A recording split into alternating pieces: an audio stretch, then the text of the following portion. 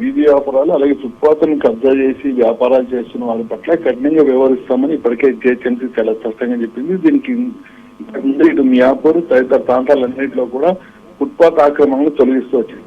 తాజాగా ఆరంగర్ వద్ద pillar number 294 ఎదుగుతుందో అక్కడ మొత్తం కూడా ఫుట్పాత్ మొత్తం కూడా వీధి వ్యాపారాలు కబ్జా చేయడం జరిగింది. అక్కడ మొత్తం కూడా వ్యాపారాలు పెట్టుకున్నారు. దీనివల్ల ఇటు మొత్తం ట్రాఫిక్ బ్లాక్ అవడమే కాకుండా పాదచారులు నడిచే పరిస్థితి లేకుండా రోడ్ల మీద ప్రమాదాలు జరుగుతున్నాయి. దీనిపైన పలు సందర్భాల్లో ఇటు జిహెచ్ఎంసీ అటు ట్రాఫిక్ పోలీసులు ఇద్దరికి కూడా ఫిర్యాదులు వెళ్ళిన నేపథ్యంలో జిహెచ్ఎంసీ అధికారులు దీన్ని 2 రోజుల కింద ప్రత్యేక డ్రైవింగ్ కూడా చేపట్టడం జరిగింది. ఈ రోజు ఎక్కడైతే మొత్తం కూడా ఫుట్పాత్ ను కబ్జా చేయడం జరిగిందో వాటన్నింటినీ కూడా తొలగించడం జరిగింది. ఉదయం సమయంలోనే జిహెచ్ఎంసీ సంబంధించిన సిబ్బంది అలాగే స్థానిక పోలీసులతో మొత్తం వాటిని తొలగించే ప్రయత్నం చేయడం జరిగింది. అయితే కొంతమంది వీధి వ్యాపారులు జిహెచ్ఎంసీ అధికారులకు వ్యతిరేకంగా తిరగబడడం జరిగింది. వాళ్ళపైన ఎట్టి పరిస్థితుల్లో తాము ఇక్కడి నుంచి కదిలి వెళ్లేది లేదు అంటూ కూడా వాళ్ళు తెగేసి చెప్పారు. దీనిపైన ఏదైతే ట్రాఫిక్ బ్లాక్ అవుతుంది అలాగే మొత్తం కూడా యాక్సిడెంట్ జరుగుతున్నాయి కాబట్టి ఖచ్చితంగా వీటిని తొలగించాలంటూ చెప్పినప్పటికీ కూడా కొంతమంది వీధి వ్యాపారులు సహకరించలేదు. దీంతో